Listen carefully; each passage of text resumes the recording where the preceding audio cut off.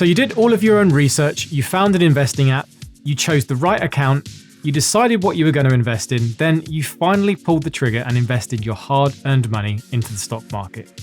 You are now an investor.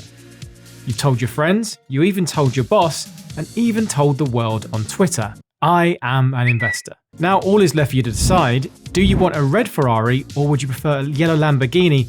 And are you more of a country manor style mansion person or someone who prefers the modern look? Okay, hold on a minute. That last bit might have been a bit of a stretch, but I know many of you out there would have only just started investing, whether it's this week, this month, or even the past couple of years. And you might be thinking, okay, what next? What are you meant to expect to happen over the next few years? When do you suddenly become rich? And where's all this excitement that you were promised by some of your favorite YouTube channels and social media influencers? In this video, I just wanted to take a step back for a minute, try and provide a bit of reassurance, and also share some of my own experiences over the past decade as an investor as to what you can expect in this journey, the good, the bad, and the ugly. First up, well done if you have started recently. I know it can be really daunting at first, especially when you send money off to an investment platform and then just hope it arrives safely. It's definitely not like most things you buy in your life when you get something physical straight away. Investing isn't like going to get a new iPhone or a new laptop where you get to go to a shop, you get your product and you walk out. Investing is a little bit different. And that is kind of one of the first lessons you learn really early on, and it's that investing really isn't that exciting. It's funny, as investing is like one of those memes where it has different pictures of something and it says stuff like what my mum thinks I do, what my friends think I do. And investing is kind of like this in a way, as everyone's got such a different idea of what investing is. One thing you learn really quickly is that investing is nothing like the Wolf of Wall Street, and you're not some new penny stock pumper that's going to make millions of money by ripping people off. But if that does help you stay in the market, then you can tell yourself as much as you like that you're Jordan Belfort, and go ahead. The Forbes article, they all want to work for you now. One thing you learn pretty quickly as you start investing is that this thing is going to take a really long time if you want to make a lot of money. Now, just as an example and for a bit of fun, let's rewind the clock and pretend that we've been investing for 20 years, as I think this really shows us what the journey ahead is probably going to be like. Let's use one of my favorite tools, the backtesting portfolio analyzer. And let's say that we've managed to put away $200 or £200 a month. Just ignore the currency, it really doesn't matter at all. And in terms of investing, we've just gone for a really simple portfolio of a total market index fund. Every month you've made sure that you've put in your money and you've got it working for you, just as everyone else had told you to do so. So what happened to all that money and where did it go? As you can see on screen now, here's how that 20 years would have gone. For reference, remember that you would have invested a total of $48,000 over this whole time period so far. And in total, your investment portfolio would be worth $221,000. So in real cash terms, that's a great return. I'm sure you'd agree. But let's just bring ourselves back down to earth and see some of the pain that it would have taken you to get there first. First up, see how the portfolio has changed in value over that time period, especially through the global financial crisis, as this would have been one of the hardest things to get through. Imagine watching your investing portfolio drop from $22,000 to $12,000 while still putting in the same money each month and every single month like that. I don't know about you, but no matter how strong your stomach, that would have been a really tough time, and I'm sure countless numbers of people sold out of all of their positions completely and just sat in cash waiting for it to all get better. Just take a look here at the biggest drawdown you have to deal with, and this is really the reality of investing. However, on the flip side, if we take a look at just generally how well the market had done, you'd mostly be pretty happy, as you can see here, that we've had quite a few pretty good years actually. And the last 20 years has included one of the greatest stock market bull runs of all time, with an almost unbroken line of the market moving up in one direction. However, just as a word of warning, we do have to include inflation here and remember that this really does affect our returns. Now, once we click this on, the real amount of cash we ended up with over 20 years is just under $128,000. Still a really impressive sum, but then that's probably only going to get you a second-hand Lambo, and probably a pretty old one at that. So investing sucks, and it's going to take lots of time and loads of money to make anything worth shouting about. Is it really worth all of the pain and hassle? You know, I always compare investing with something like working out and going to the gym. Before the lockdowns, I would go to the gym 3 to 4 times a week, lift loads of weight, and generally stay in pretty good shape. But probably like a lot of you, once they closed, I had no idea what I was going to do. I don't have space for weights at home, and we all saw how expensive they got as all of those scalpers just bought every set of dumbbells in the country. So instead of wasting away, I decided to take up running. I'd done a little bit before, but nothing serious, only ever the odd 5k on a treadmill or just some light cardio.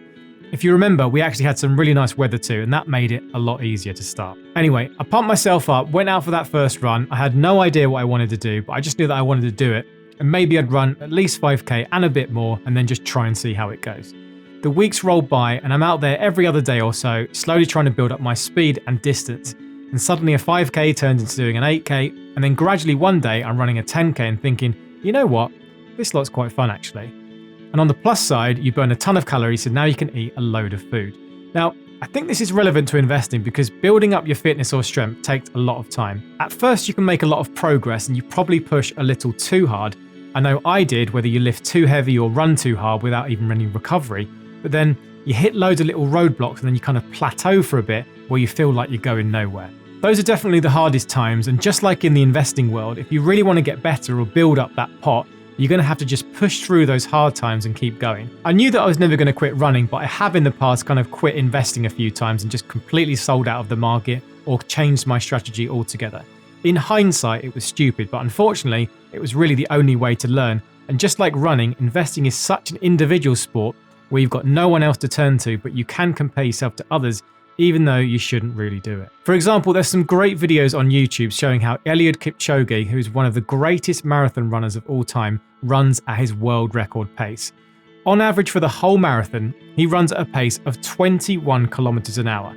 The next time you're at the gym, I dare you to even try 20 kilometers an hour on a treadmill for even a short period of time. It's insane and almost unreal. And the reason I mention this is it's so easy to look at the best in the field, whether it's running or investing, and get really discouraged. I know I'll never be able to get to that speed, and to be honest, I've got no interest in doing it. But on the investing front, it's even easier to compare and just think, I'm too late, I'm not investing enough, or I'm just not good at picking stocks. We get surrounded by all of these massive numbers of millions and billions from people who struck at the right time, or they've just been in the stock market for a really, really long time. Now, either way, you can't let that get to you, and the only person you're competing with is you. Anyway, putting our running story to the side, what I think is really important in this investing game is to remind ourselves that it's going to be a marathon and not a sprint. And if you do know that from the start, I think this can really help. But as well as that, let me just go through some of the things I also think might be able to help you keep interested and invested in the long run. And just before I head into that, if you are looking for any help deciding on your investments, I've got loads of videos and links below in the description to help. Everything from a free spreadsheet outlining some of the best stocks and shares ISAs to investing for beginners and some great offers on some of the platforms that I use to invest. Oh, and while you're down there, don't forget to hit the like button and subscribe too. I've heard you make a lot more money in the stock market if you do. That might not be true. On to some of the tips from my own experience. So the more and more I do this investing thing, I realize that you need something to keep you going, and we're all different. Some of you will be able to set and forget, invest every time you get paid, and almost never look at the news or the stock market. Then many others will want to have a lot more control over what you're investing, play around with some individual stocks, or even make things a lot more complicated. I know that I'm a bit of a tinkerer, so I do have to just let myself play with a certain part of my portfolio. And if you're ever interested, you can always follow along with all of my portfolio updates too, don't forget, on my channel. The key thing here is to try and find what works for you, and there's loads of things you can do to keep yourself interested. I always see a lot of talk about dividends, and some people really love seeing regular dividends go into their accounts to keep them motivated. And the process of getting them reinvested is really satisfying. If that's something that you might like, go ahead, stick with that plan, and there's a million ways that you can do that. Another thing I see a lot is people having some kind of goal or target, and it doesn't even have to be a number. It could just be a feeling of having enough, or maybe even having the option to take early retirement, or even pay for something like a house deposit. Just like in the running and fitness world, if you've even got a little target, that's going to be a lot better than just doing something for nothing. Also, don't worry so much about the day-to-day movements of the stock market. One of the things that I've trained myself to do is to flip that switch in my brain that says red means bad and that the stock market going down is a bad thing, to it actually being a positive. Obviously, if you're trying to sell your stocks to pay for your living costs, then you're in a little bit different boat. But for most of you watching, you're going to want to build your wealth and your investments over many years.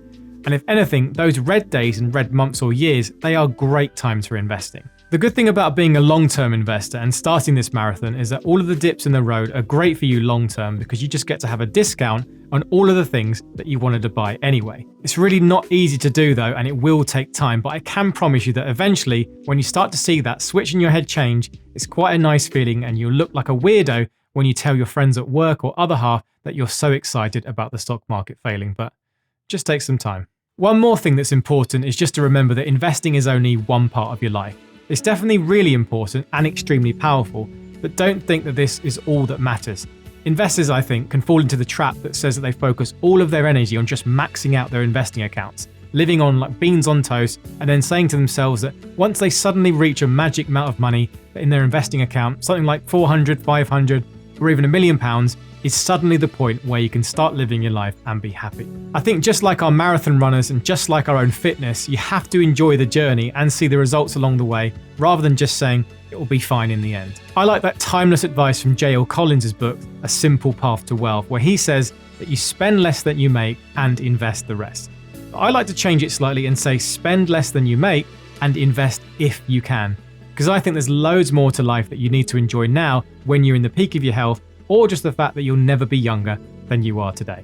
So look, it really is just about getting one foot in front of the other, and when you break that down, investing is a really simple concept.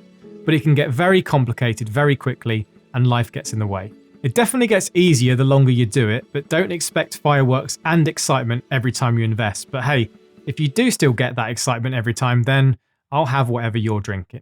What's next for your investing journey? I'll let the power of the YouTube gods decide, but feel free to go and watch all of my other videos. See you in the next video, and as always, happy investing.